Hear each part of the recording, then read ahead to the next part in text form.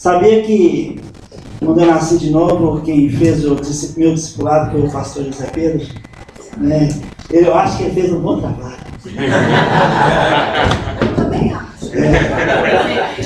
E eu era bem novinho na fé e eu saí lá do bairro Mineirão com a minha Bíblia nova e eu já ia preparando, orando íntimo, porque eu sabia que ele ia pedir para orar.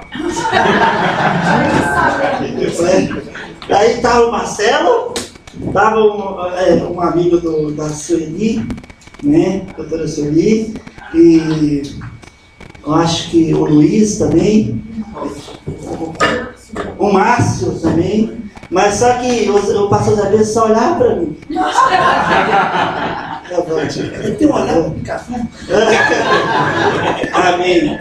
O pastor Adam, ele foi meu professor na escola bíblica também, e como ele falou domingo passado, eu estava lá na Igreja de Graça Maior, e ele falou que quando eu estava eu tinha fechado meu currículo na escola bíblica, então às vezes eu era aluno único de alguns professores, e eu fui aluno único dele, eu acho que foi Hebreus, ou se não me engano, Educação Religiosa. Só sei que um dos trabalhos do pastorado que ele passou para mim era baseado em Provérbios, que estava escrito: vai ter com a formiga, ó preguiçoso. Então o trabalho eu tinha de ficar analisando, vigiando uma formiga, vendo o trabalho dela, criar empecilho para ela e tudo, e fazer uma dissertação sobre aquela formiga, né? Então eu fiquei observando. Eu morava no centro, tinha uma formiguinha lá e tinha uma plantinha leilando, eu ficava querendo um pedacinho de folha, aí eu colocava o dedo, a formiguinha vinha, batia, virava, ela nunca desistia. Ela colocava uma caixinha de fósforo, dava a volta, ela sempre estava seguindo o seu caminho. E eu aprendi muito sobre perseverança. Nunca desistir, nunca parar aquilo que Deus tem colocado no seu coração. Então eu era aluno único, então eu desfrutava de todo o tempo. Eu tinha toda a atenção do professor, né? Amém? Então eu gostaria que os irmãos, uma alegria para nós todos nessa manhã. Aqui, praticamente 90% era da antiga comunidade, igreja completa, hoje é Graça Maior. E realmente nós temos um carinho muito especial por essa igreja e um carinho especial para os irmãos que estão aqui. E gostaríamos de chamar aqui na frente o pastorado, os irmãos recebam. Amém? Amém.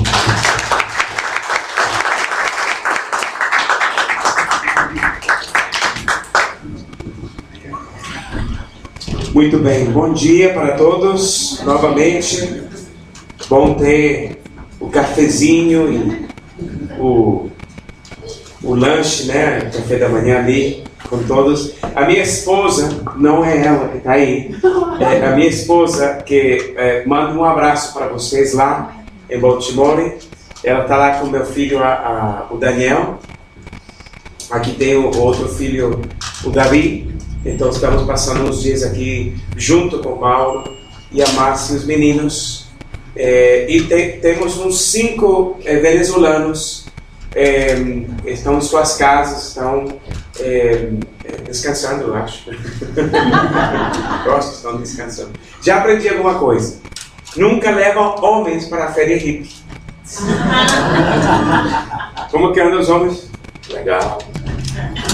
Você não quer comprar nada? Não? Já aprendi. Nunca mais, Mauro, vamos levar os homens para... Você quer comer alguma coisa? Não. Você não quer gastar dinheiro? Também não. Não quer levar nada para a esposa. Então já aprendimos essa lição, né? Lição. Olha, eu queria compartilhar com vocês um pouquinho uma mensagem sobre a justificação vem pela humildade. Esse é o nome do título, né?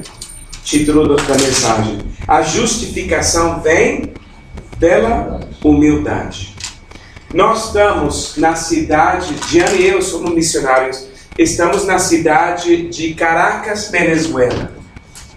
Lá em Venezuela. Temos 8 anos lá, compartilhando a palavra de Deus. Temos uma preciosa igreja lá. E esses irmãos da Venezuela vieram para conhecer as igrejas, né? E conhecer dos irmãos. E então nós estamos 8 anos compartilhando lá a palavra de Deus, levantando os líderes. E agora nós temos 2 igrejas. Dessa igreja nasceu outra igreja. Fazemos parte de uma visão que se chama Visão 2020. Né? Qual é a visão? Nós queremos levantar 120 pioneiros para levantar 120 portas abertas para poder ter 120 igrejas até o ano 2020. Essa é a visão. Até agora nós somos 28 igrejas. Largo trecho, né, ainda. Só que nós estamos tentando, levantamos um instituto bíblico lá, de 2 anos só, e esses pioneiros estão para multiplicar-se. A ideia de exponencial, né? Crescimento exponencial. Ainda que chegue a 2019. Mas eu falo para os irmãos, não tem problema se nós não chegamos a 120. Falei para a Cida outro dia que se nós não fazemos essas coisas, Deus não vai cair do trono, né? Deus vai continuar sendo Deus. Só que nós, seres humanos, precisamos uma meta. Precisamos ter um alvo para poder seguir na frente. E assim isso nos dá uma visão e ajuda cada um de nós poder saber como encaixar dentro daquela visão. Não é assim? Não é assim? Que tal se o pastor falasse, não, estuda quando você quer, vem quando você quer, vamos quando você quer, vamos para evangelizar quando você quer? Não. Tudo tem uma meta, tudo tem um alvo, não é assim? Então, isso tem sido nosso alvo. Nos últimos 5 anos tem sido nosso trabalho de levantar essas igrejas. O meu papel não é ficar lá toda a minha vida. O meu papel é quê? É levantar os líderes para que eles possam ir cumprindo essa missão e a visão que Deus tem para as suas próprias vidas. Amém? Eu fico muito alegre e contente de estar aqui. Traz muitas lembranças diferentes, os diferentes cantos de Belo Horizonte, diferentes lugares de Belo Horizonte que traz memória, visitas nas casas das pessoas, evangelismo, discipulado. E eu penso, olha, o trabalho de Deus nunca é em vão. E Deus sempre faz multiplicar seu trabalho, ainda quando nós não podemos ver o fruto. Às vezes podemos ver o fruto e outras vezes não. Mas como é que nós estamos semeando? De graça. Como que nós fomos salvos? De graça. O que nós vamos poder multiplicar e ver no céu? Toda a graça de Deus no final. E nós vamos dizer, uau, foi de graça? Realmente. Não foi um negócio com Deus, 20% eu, 80% Deus. Não. Foi 100% de graça a obra de Deus, ainda que não sempre vemos os resultados que alguma vez nós desejamos. Amém? Qual tem sido alguma coisa que tem atrapalhado a obra do discipulado e o crescimento das igrejas hoje em dia e o nosso trabalho na Venezuela? Olha, tem sido esse tema da humildade. Falamos da humildade, pregamos a humildade, e quando nós chegamos em casa, não somos humildes. Só isso. Essa é a pregação. E é verdade, né? Todos nós caímos assim, né? Uma vez meu filho até falou para mim, ô pai, parece que você não foi humilde com ele. Foi uma lição que ele deu para mim. Então vamos abrir a palavra de Deus, vamos pregar um pouquinho, se é que você pode. Você vai me ajudar com aqui o enter, né? Cada foto, você pode ajudar? Né? Ótimo. Eu queria orar pela igreja lá em Caracas, Venezuela. Quantos sabem que Venezuela está passando por um tempo muito difícil? Muito difícil. A economia e o país vai sim, mas a igreja e os discípulos vão assim. Tudo ao contrário. por que será que só o sofrimento e só a dor humana é que desperta as pessoas para conhecer mais de Deus? Não sei porquê. Eu não tenho resposta. Somente que eu vejo isso na Venezuela. O país para baixo e a igreja crescendo e os cristãos multiplicando-se, falando e pregando e estudando. Interessante, né? Vamos lá.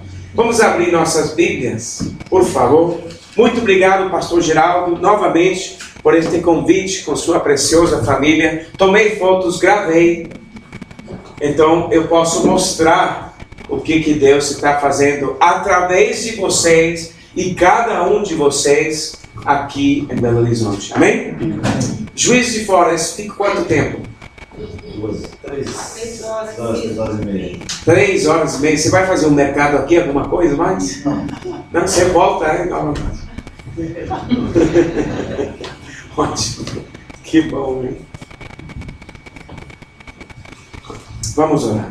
Deus Pai, em Teu nome, para a Tua glória, estamos aqui pregando, abrindo a palavra de Deus, para que Tu possas ser glorificado.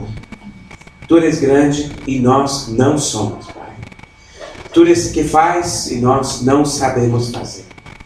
Tu eres que tem um plano e nós não temos um plano.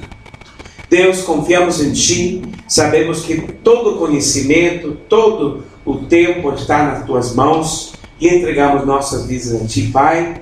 Pelo tempo que temos aqui na terra, queremos ser usados para abençoar, porque nós temos sido abençoados. Te amamos, Deus Pai. Obrigado por esta preciosa igreja. Abençoe cada um que está presente, suas famílias também. O pastor Cliff, Pai, que está por lá, e a Márcia e a Rebeca, que estão lá na China. Abençoe, Pai, essa visão também. E muito obrigado, Pai, pelos corações de cada um que tem nos recebido aqui hoje de manhã. Em Teu nome eu peço. Amém. Lucas capítulo 18. Vamos ver rapidinho aqui a vida de quem? Do fariseu e do publicano. Versículo 9. Só que nós temos eu gostaria que diferentes pessoas venham aqui para ler. Por exemplo, o José Pedro, você pode vir ler a leitura bíblica para mim? Faz favor. Isso ajuda tanto a minha voz e também eu queria ouvir a participação de cada um. Do 9 até o 14. Exatamente assim. Propôs também essa parábola a alguns que confiavam em si mesmos por se considerarem justos e desprezavam os outros. 2 homens subiram ao templo com o propósito de orar, um fariseu e outro publicano. O fariseu, posto em pé, orava de si para si mesmo dessa forma: ó Deus, graças te dou porque não sou como os demais homens, roubadores, injustos e adúlteros, nem ainda como este publicano. Jejuo 2 vezes por semana e dou o dízimo de tudo quanto ganho. O publicano, estando em pé longe, não ousava nem ainda levantar os olhos ao céu, mas batia no peito, dizendo: ó Deus, sê propício a mim, pecador. Digo-vos que esse desceu justificado para a sua casa e não aquele, porque todo que se exalta será humilhado, mas o que se humilha será exaltado. Olha aqui, só numa frase, irmãos, uma só frase, você pode ler ali no versículo 11, o fariseu em pé orava no íntimo. Onde que estava? Escondido. Sua oração no íntimo, né? E ele pensava e orava assim: Deus, eu te dou, eu te agradeço porque não sou como os outros homens. 3 pontos ali, ó. Ele estava cheio dos seus méritos. 1. 2. Ele se comparava com os outros homens. Ponto 2. Só nessa frase. E 3. Ele se exaltou diante de Deus. Pode ver os 3 pontos ali? Do fariseu, né? Nós vamos comparar. Eu não lembro. Não, eu vou te falar. Eu já tenho aqui. Qual é o ponto aqui do primeiro ponto? ele estava cheio dos seus próprios méritos. Graças a Deus que eu não sou como ele. Cheio dele mesmo, né? Que interessante. Ele exigia, ele queria os primeiros lugares em público. Ele queria ser elevado. Ele se sentia com os direitos. Conhece pessoas assim? Eu conheço pessoas assim. Ele se sentia que tinha direito, né? Trabalhando já há 26 anos na igreja, casado 20 anos, ministério e casamento. Isso faz alguma coisa em uma pessoa. Está casado e está no ministério. Podemos ver atitudes diferentes, tanto dentro de cada um de nós, e também dentro do ministério, dentro dos matrimônios. Podemos ver diferentes atitudes que traz problemas dentro da obra de Deus. E uma delas é que nós queremos exaltar o ego. Eu posso, eu sei fazer, eu. O problema do eu é que não tem, se o corpo está cheio do eu, não tem espaço para Deus. Não é assim? Se está cheio, então não tem espaço para Deus. Então falamos coisas, mas não agimos. E não manifestamos a glória de Deus através do Espírito Santo. Lá as pessoas em Caracas não casam muito. Todos os cristãos estão conhecendo a Deus e tudo, e agora estão vindo para a igreja, e eles querem casar na igreja, né? Então eu faço um casamento, antes de vir eu fiz um casamento, e então dei aquela porção de 1 Coríntios capítulo 13, né? E o que faz o amor? O amor é 1 Coríntios capítulo 13, versículo 4. Eu prefiro ler, porque eu não lembro em português. 13:4 que diz: o amor é paciente, o amor é bondoso, não inveja, não se vanagloria, não se orgulha. Está vendo as últimas duas palavras? Não se envanece, não se vanagloria, não se orgulha. Não é assim? O que nós estamos procurando? Nossos trabalhos, nossos matrimônios, nossos empregos, que tal as oficinas? Hoje em dia todo mundo trabalha em oficinas, todo mundo com Facebook na oficina não deve ser, né? Mas todo mundo trabalhando no seu computador, né? O que acontece nas oficinas? O que acontece nos colégios? O que acontece nas universidades? O que acontece nas fábricas? O que acontece em tudo que nós fazemos no nosso dia a dia? Não existe um amor uns para os outros. Alguém se quer exaltar, alguém se quer vanagloriar, alguém se quer, qual outra palavra? Ficar orgulhoso, né? Eu sei fazer isto, eu tenho ganhado esse prêmio, eu tenho esse certificado. Falando de certificado, pode orar para o meu filho, o Daniel. Hoje está tirando o seu certificado para nadar e ser salva-vidas, para que ele possa trabalhar e sustentar os seus pais. Tem que orar para o Daniel, tá bom? Quer orar para o Daniel? Fechamos direitinho isso, né? Ponto 2, qual é o ponto 1? Cheio de si mesmo, fariseu, esse é o problema. Ponto 2, se comparava com outro. Vou ter outro voluntário aqui para compartilhar comigo. Quem pode orar aqui? O Marcelo, você pode vir aqui em frente. 2 Coríntios 10, 12 a 13. 2 Coríntios 10, 12 a 13. Faz favor, você lê para nós. Porque não ousamos classificar-nos ou comparar-nos com alguns que se louvam a si mesmos, mas estes que se medem a si mesmos e se comparam consigo mesmos estão sem entendimento. Porém, não nos gloriaremos fora da medida, mas conforme a reta medida que Deus nos deu para chegarmos até vós. 14 também. Só 13, fica aí. Você vai procurando ali no seu telefone. Nossa igreja é um salão fechado, então precisa luz para ver tudo, né? Então, já que todos os jovens lá têm tantos telefones e tantas coisas, né? Eu peço que apaguem a luz para ver as Bíblias. Parece um concerto, né? Então você procura aí Filipenses capítulo 3, de 3 a 7, você vai ler também, faz favor. Qual o segundo ponto? Se comparava com os outros. Você lembra do 11, né? Versículo 11 de Lucas. Graças a Deus que eu não sou como os outros. Aí é a falha. Porque em qualquer momento, qualquer um de nós pudéssemos ser como os outros. Então, falta de sabedoria quando nos comparamos os uns com os outros. Falta de humildade. Pode? Falta de humildade, Filipenses. Porque a circuncisão somos nós, que servimos a Deus em espírito, e nos gloriamos em Jesus Cristo, e não confiamos na carne.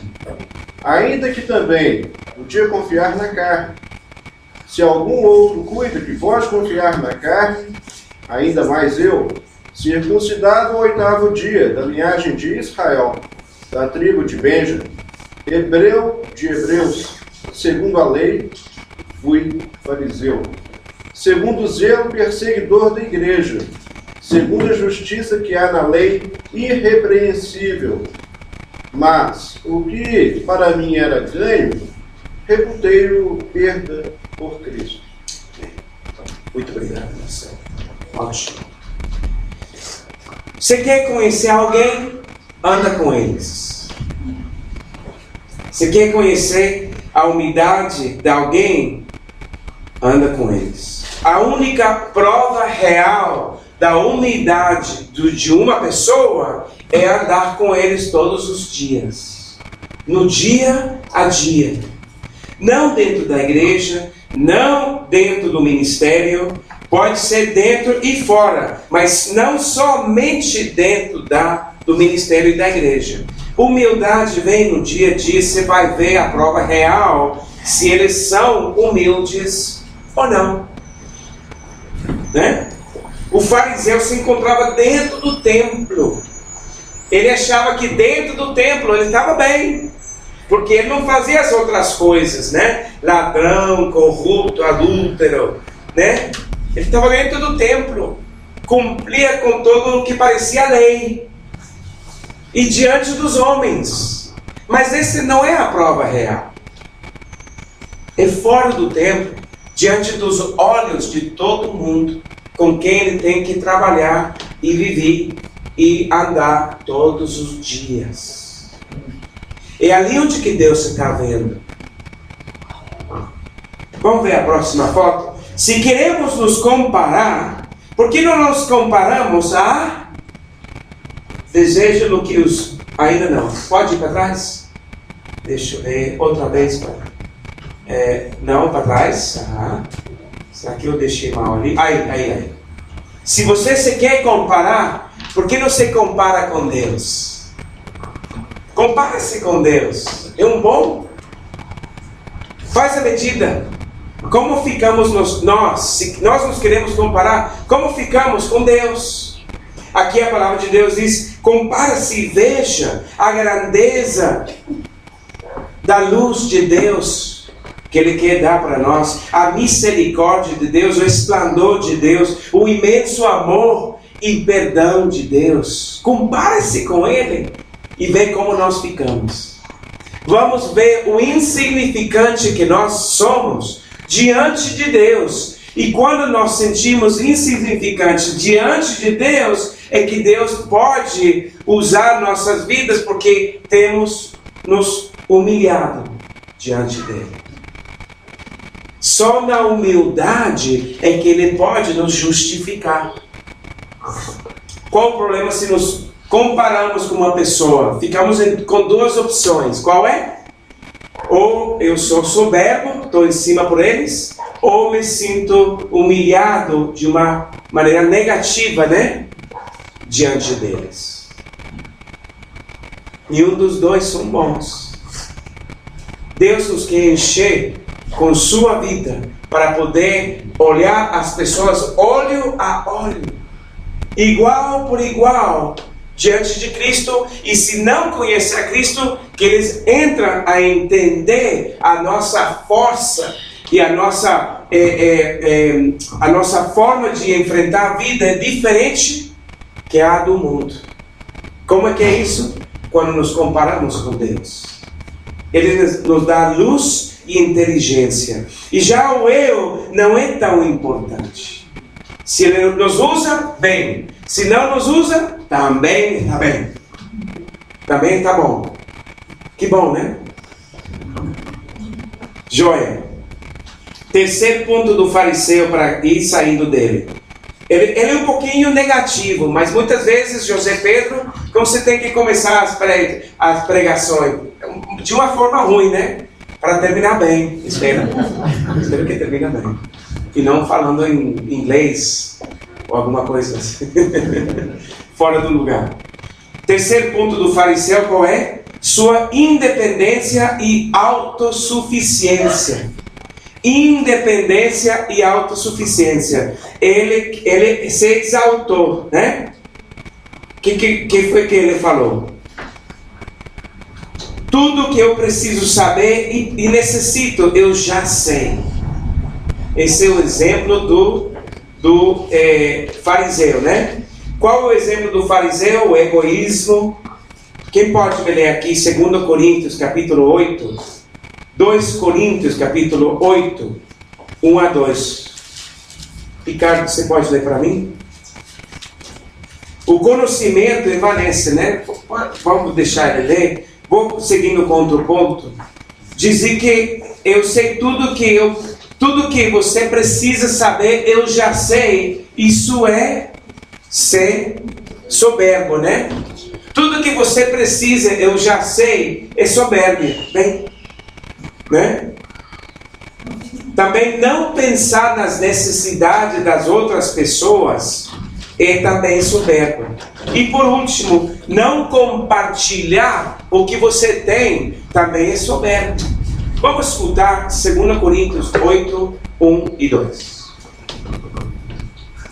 Também, irmãos, vos fazemos conhecer a graça de Deus que foi dada às igrejas da Macedônia. Como em muita prova de tribulação, a abundância do seu gozo e sua profunda pobreza abundaram em riquezas da sua generosidade. Irmão, eu acho que eu te li o versículo errado. 1 Coríntios 8, 1. Tem que ser ali, senão vou ter que terminar de pregar. Tem que fechar, rapidinho. O avião vai se... É assim. Ora, no tocante às coisas sacrificadas aos ídolos, sabemos que todos temos ciência. A ciência incha, mas o amor edifica. Tem certeza que é isso? Esse aí. Muito obrigado. Muito obrigado, Ricardo. Eu agradeço. O conhecimento traz orgulho, mas o amor edifica. Não é ruim ter os certificados, os títulos, tudo isso é bom. Eu estive estudando minha maestria, tive que deixar na metade por enquanto. Não é ruim informação. Informação é ótima, mas nós temos que canalizar e filtrar nosso conhecimento pelo Espírito Santo. E deixar que o Espírito Santo usa nosso conhecimento, usa nossas habilidades, usa nossos contatos, usa tudo que nós temos a nosso favor para a glória de Deus. O que vocês acham? Né? Agora vamos falar do outro. O recaudador, fala assim, né? De impostos. Você fala assim? Como se chama ele? Arrecadador. Fala outra vez. Vou tomar um pouquinho mais café. Muito bem, essa palavra. Pode ir na próxima foto. Qual foi o problema desse homem aqui? Ele roubava. Ele traidor. Ele trabalhava para os romanos. traidor, ele entregava seu povo para os romanos e ele ganhava.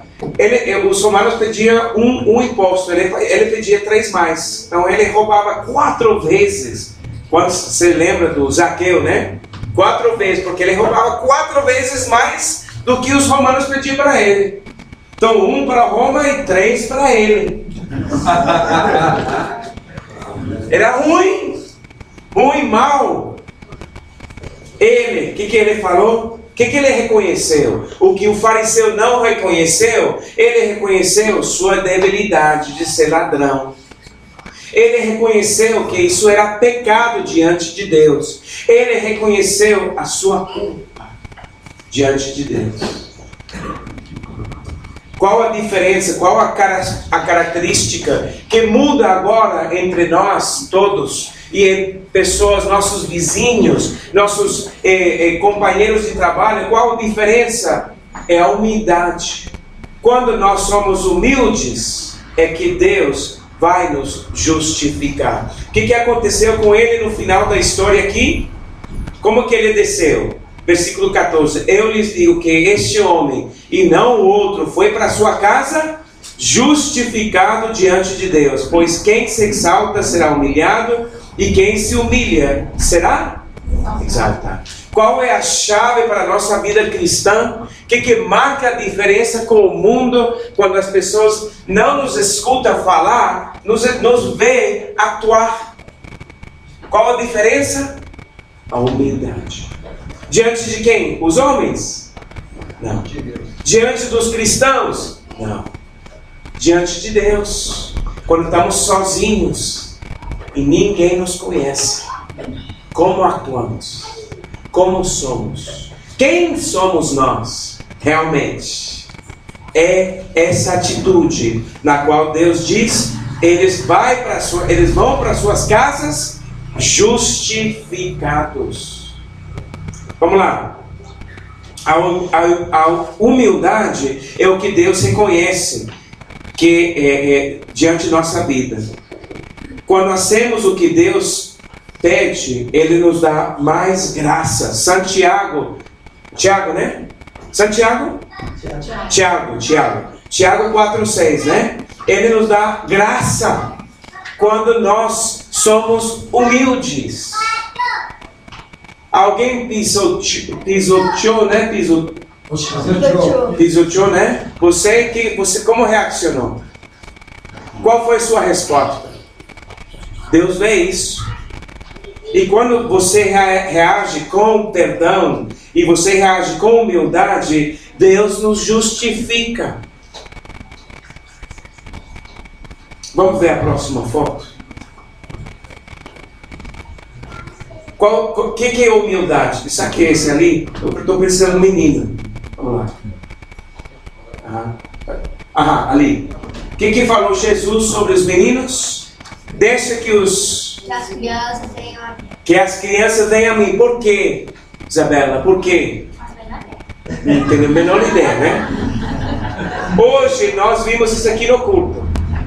O David. Aquele que fala português. Ele, porque meu filho é Davi. Então se confundiam os dois. Davi, muito bem. Vamos ficar bem claro ali. Mas ele estava cansado. Então o que é isso, Davi? Que fez o Davi? Fez assim. Eu passei 3 dias numa conferência de sanação interior. Cura interior. 3 dias. Com 150 irmãos. Diferentes igrejas. Ninguém se conhecia. E quantos conhecem o autor Neil Anderson? Ele dá uma ensinança sobre isso. Os filhos em seguida fazem-se com os braços. O que fazemos nós, os pais? Nós levantamos, né? O que Deus está falando aqui sobre vem a mim como crianças? Essa humildade dos meninos precisar dos braços dos pais é a mesma coisa que Ele pede de nós. Não é somente para as crianças fisicamente pequenos, é para nós, porque nós somos seus filhos. E nós também, quando levantamos os nossos braços, espiritualmente falando, para Deus, Ele reconhece essa humildade. E o que o nosso Pai vai fazer quando nós fazemos assim? Ele vai descer para nos acolher e nos levantar. Temos que ser como crianças.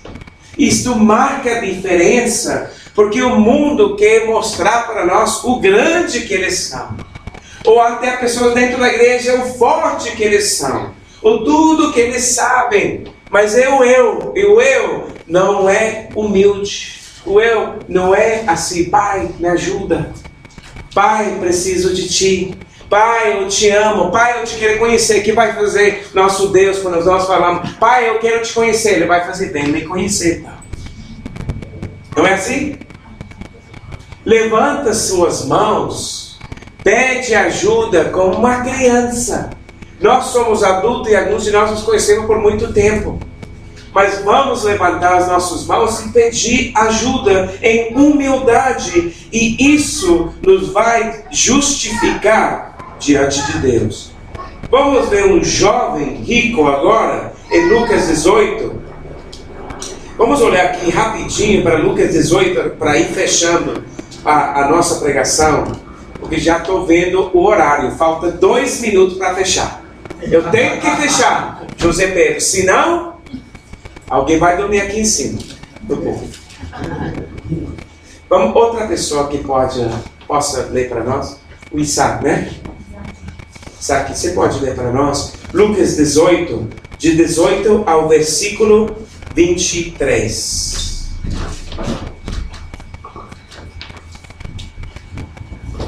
Certo homem importante lhe perguntou: Bom mestre, que farei para herdar a vida eterna? Por que você me chama bom? Por que você me chama bom? Respondeu Jesus: Não há ninguém que seja bom, a não ser somente Deus.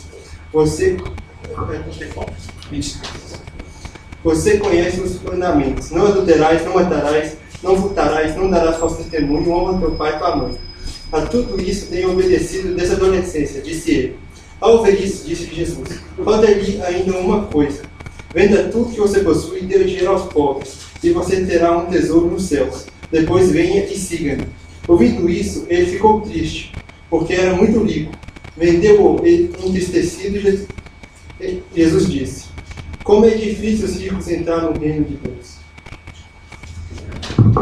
Vamos falar direitinho sobre isso. Isto aqui não tem nada a ver com dinheiro. Não tem nada a ver com dinheiro. Tem que ver com o quê? Atitude do coração. Humilde ou soberbo? Qual dos dois? Do jovem? Soberbo. Ele estava falando para Jesus: Jesus, eu fiz tudo que a lei me pede. E agora o que eu tenho que fazer? E ele estava esperando uma resposta boa, uma resposta de vantagem, uma resposta que vai na frente, filho, alguma coisa assim. E qual foi a resposta? Tudo o contrário que ele estava esperando. Porque não foi humilde. Qual foi o pecado desse jovem rico? Presuntuoso. Se se fala? Presunçoso. Muito bem. Ele pensava que cumprindo com os mandatos de Deus, ele ia ganhar o céu. Mas nós não estamos aqui para fazer, doar, ensinar, levantar, mover as pessoas. Nós estamos aqui para ser como Jesus aqui na terra. Nós não podemos ser presunçosos. Temos que ser humildes.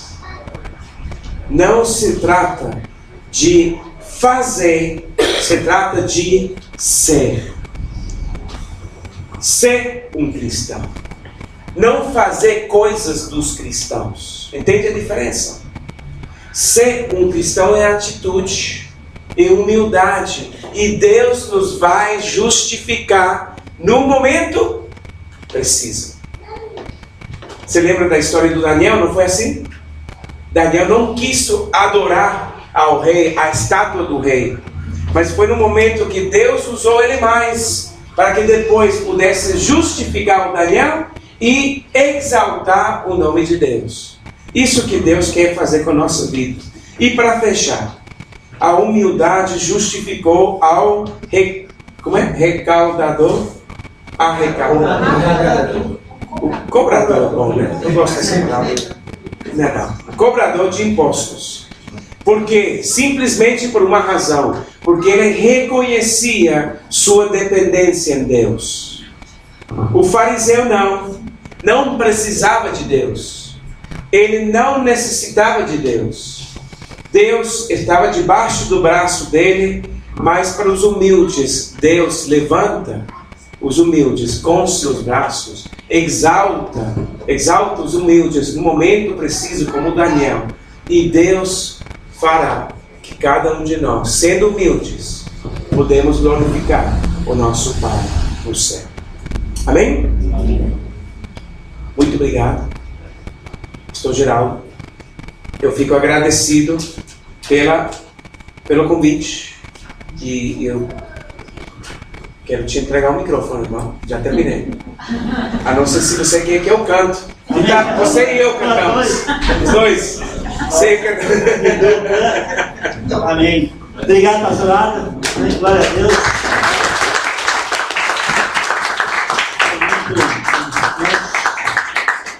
Esse é nosso pensar com Deus por essa palavra, preceito sobre preceito, linha após linha. E isso faz a diferença, porque a humildade, ela precede a honra.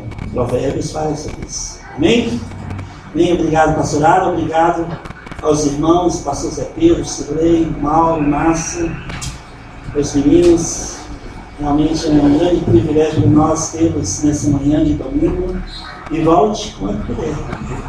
Estará sempre aberto. Se você quiser rever a mensagem de hoje, você pode acessar nosso site à tarde, ggwbrasil.org, e você pode assistir a mensagem. Amém? Ok? Amém? Amém? Vamos orar? Vamos nossas cabeças e oramos. Precioso Pai, em nome de Jesus, muito obrigado por essa manhã. Obrigado por essa mensagem tão edificante. Obrigado pela vida do pastorado, pela vida da Diana. Ó Pai, sou você com ela nessa manhã e tarde de domingo, lá em Baltimore. Abençoe a vida dela de maneira especial. Obrigado porque ela permitiu que o pastorado estivesse aqui conosco no Brasil nesses dias. Obrigado, Senhor. Te agradecemos por essa manhã, te louvamos e te pedimos, Senhor, que o Senhor possa fazer tua palavra, Pai, que recebemos hoje em nossos corações, produzir frutos, ó Pai, que seja prática em nossas vidas durante essa semana, que sejamos humildes, não só na igreja, mas em casa, com a esposa, com o marido, com os filhos, nos relacionamentos lá fora, no trabalho. Ó Pai, que o Senhor seja engrandecido através das nossas vidas. Muito obrigado. Nos protege agora na volta para casa. Nos dê, ó Pai, uma tarde abençoada. Abençoe esse restante de tempo aqui juntos. E uma semana onde possamos fazer a diferença por sermos humildes diante do Senhor e sermos humildes diante dos homens. Toda a honra, toda a glória e todo o louvor seja dado a Ti. No nome glorioso de Jesus Cristo nós oramos. Amém. Amém? Não deixe de dar um abraço uns nos outros. Hoje à noite terá a pastorada, estará na Igreja Graça Maior, no Nova Suíça, no desembargador Barcelos, 490, tá certo? 498, passa certo. Hein? 498, os irmãos que puderem ali chegar às 18 horas. Às 18 horas. Hoje o culto vai começar mais cedo. Então, eu e minha esposa, os meus irmãos estão lá. Se vocês gostassem de estar juntos, seria uma grande alegria para todos. Amém? Deus abençoe. Não deixe de abraçar um ao outro. Em nome de Jesus. Amém?